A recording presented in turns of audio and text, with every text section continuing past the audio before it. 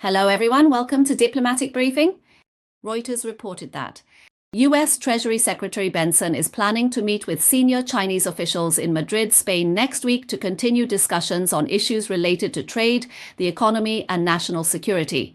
This meeting is part of Benson's visit to Spain and the United Kingdom from September 12th to 18th. From the 17th to the 19th, he will also accompany U.S. President Trump on an official state visit to the United Kingdom, where they will meet with King Charles. The U.S. Department of the Treasury stated in a statement that this U.S.-China meeting will also involve discussions about social media, specifically issues related to TikTok's operation. The statement also said that given the threat of money laundering to both the U.S. and China, such activities threaten both economies. Therefore, cooperation in fighting money laundering will be on the agenda at the Madrid talks. Meanwhile, the spokesperson for China's Ministry of Commerce announced later on September 12th. As agreed by China and the U.S., Vice Premier He Lifeng will lead a delegation from September 14 to 17. Before leaving, talks will be held with the U.S. in Spain, where both sides will discuss U.S. tariffs, export controls, and economic issues like TikTok. Reuters noted the Spain meeting will be the fourth major face-to-face discussion between Chinese and U.S. economic officials this year. This will be the fourth significant in-person meeting between Chinese and U.S. economic officials this year. At present, both sides are working to maintain the priority status of tariffs. The report states that it is still unclear at this time. As for whether progress can be made on issues such as agriculture or tariff reductions, traders and analysts say, with the peak season for U.S. soybean sales already more than halfway over, U.S. soybean farmers have basically missed the opportunity to sell to China. South American exporters have already taken the vast majority of the market. Meanwhile, the short video app TikTok is facing a potential ban in the United States, with its parent company ByteDance being required to divest and sell the TikTok business. Furthermore, ByteDance's stake must not exceed 20%, otherwise TikTok will be banned from operating in the U.S. This is the so-called Sell It or Ban It bill. Since returning to the White House, Trump has postponed the date for implementing the TikTok ban multiple times.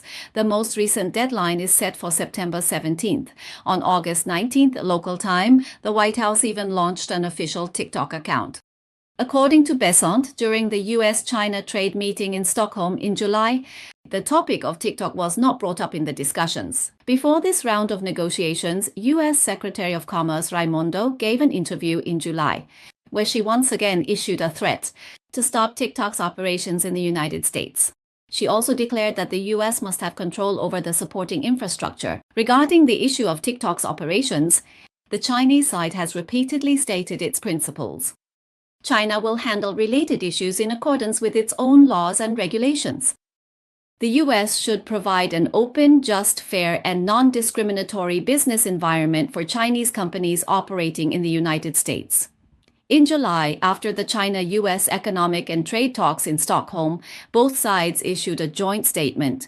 The U.S. pledged to continue suspending the implementation of 24% reciprocal tariffs for 90 days starting from August 12th. China also promised to continue suspending the implementation of 24% tariffs on the U.S. and related non-tariff countermeasures from the same day, with the same 90-day period. Time flies and the 90-day deadline is almost here again. What progress has been made for the next step? 2 months have passed, and the international situation has undergone profound changes. Especially after China's military parade in September, military experts around the world have been amazed by the progress of China's national defense capabilities.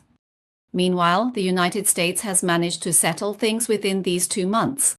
The European Union and Japan have reached agreements, but India and South Korea have yet to conclude trade deals with the United States. Meanwhile, Brazil, the major power in South America, has even engaged in a tariff war with the U.S. Domestically, the situation is further highlighted by the assassination of Kirk, a staunch Trump supporter and right-wing political activist, underscoring the deep divisions and political instability within the United States. What's even more interesting is that on September 12th, the day China and the U.S. announced talks for the following week, China arranged to bring back the 12th group of people. The remains and personal belongings of 30 Chinese People's Volunteer Army martyrs in South Korea. China Central Television released a very thoughtful report. An article The headline reads, "The door is wide open and we are ready to accompany you to the end." The article begins with, "It is written like this. The mountains and rivers fulfill their wish. Heroes return home." For more than 70 years, the motherland has never forgotten and the people have never forgotten. Today, September 12th, the remains and related belongings of the 12th group of 30 People's Volunteer Army martyrs in South Korea are being brought back to China by a special Air Force Y-20 transport plane, just as before. Just like the previous 11 arrangements after the Y-20 transport plane enters the country's airspace, 4 of the most advanced J-20 fighter jets escort the Y-20 transport plane as it lands. At Taoxian International Airport in Shenyang, the airport welcomed the heroes home with the highest honor, a water salute. On the morning of September 13th, at 10 o'clock, these volunteer army martyrs were solemnly laid to rest. The ceremony will be at the Shenyang Martyrs Cemetery for the war to resist U.S. aggression and aid Korea. This article introduces a film set during that war. The film Volunteer Army, Blood and Peace is set to premiere nationwide on September 30th. Still, every sentence in the article brings many thoughts to mind. It holds real-world significance. The article says that for 3 consecutive years, films paying tribute to heroes of the volunteer army have been released around National Day. This year marks the 3rd installment, and the film will showcase this. How did the war to resist U.S. aggression and aid Korea manage to fight and negotiate at the same time? Data shows that during the Korean War, China and the U.S. held 158 plenary sessions and 733 smaller meetings. The negotiations were interrupted 5 times and lasted a total of 747 days, making it the longest armistice negotiation in military history. Young pointed out that this was a contest of defending national dignity with wisdom. As the 3rd installment of the Volunteer Army series, Volunteer Army Blood and Peace focuses on the operational course of fighting while negotiating from the 5th campaign of the war to resist U.S. aggression and aid Korea up until the signing of the Armistice Agreement. It not only showcases the bloody struggles on the front lines, but also focuses on depicting the diplomatic confrontations at the negotiating table as previewed.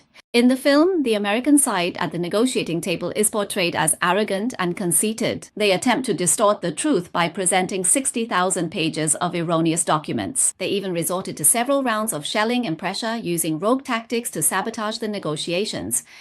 The article describes how, in the face of repeated provocations from the enemy, the Chinese delegation stood their ground without yielding an inch. They defended their bottom line with professional expertise and unwavering determination. At the same time, the fighting on the front lines never ceased. Tongues of fire swept across, unleashing deadly force at the intersection of blood and fire. The Chinese volunteer army fought a bloody path for peace, not only launching a powerful counterattack to retake the Shangjinling position, but also giving the negotiations a stronger backing. The article continues. It also mentions that the photo of the signing of the Boxer Protocol, which carries the weight of historical humiliation, constantly reminds us of the nation's disgrace. In the film, the Chinese volunteer soldiers clench their teeth and vow to leave a different kind of photo for future generations. The actor says this: "What kind of photo should we leave for the Chinese people of the 21st century 50 years from now?"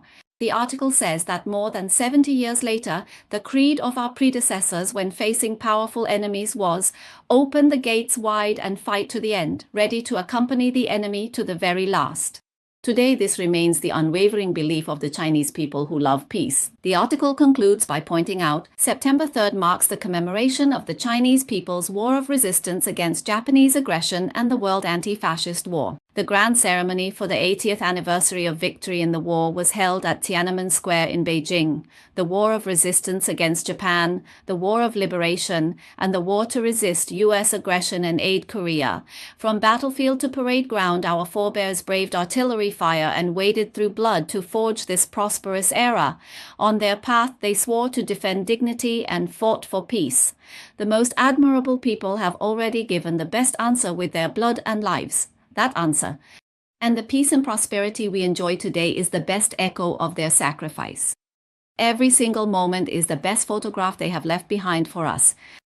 To sum up, first, China and the US announced the latest round of trade talks will begin soon. Since negotiations started in April, both sides have alternated between fighting and talking.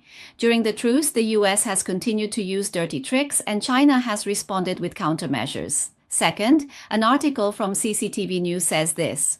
Although it's a film about resisting US aggression and aiding Korea, it still has real significance for today's China-US struggle. In particular, the article mentions that the China-US negotiations lasted 747 days. This is meant to tell the US side that China has plenty of time and plenty of patience.